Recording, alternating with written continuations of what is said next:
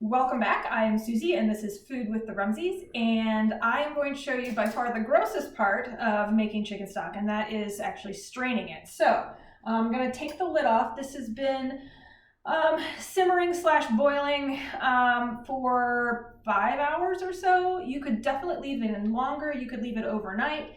Some people who are making something called bone broth actually let it go for almost 24 hours. I don't particularly care for the taste of what's called bone broth. And so I make more traditional chicken stock.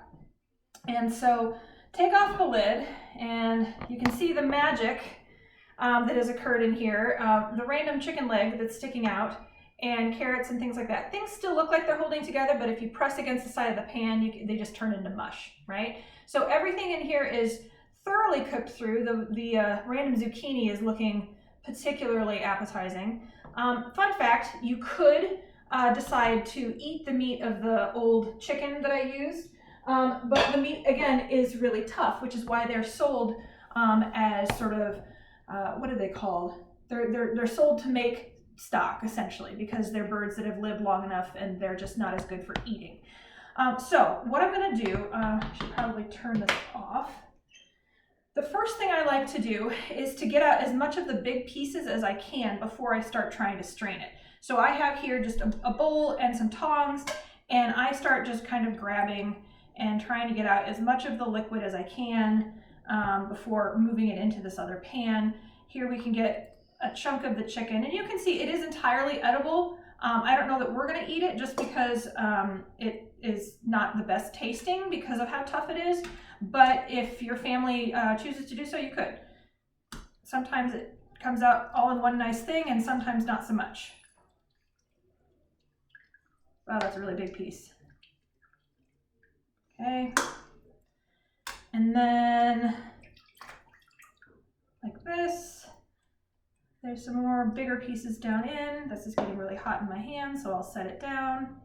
Okay, so you can kind of get the idea, and I probably would fish out more if I was, just not on camera and showing you things. But for now, I can continue with what I would normally do just to give you an idea of how I choose to do things. So since this job is kind of gross and kind of messy, I tend to do it as quickly as possible. So what I have here is another one of my stainless steel bowls, and those of you who know me know I collect stainless steel bowls, and we have them in all sizes. I also have a strainer here, and this is a strainer that is fine enough, the mesh is fine enough that I really don't need to put cheesecloth or anything else in it to catch any debris that come out of the vegetables or the bones. But if you don't have one of those, you could use just a regular strainer and put paper towels in the bottom, and that would work just as well.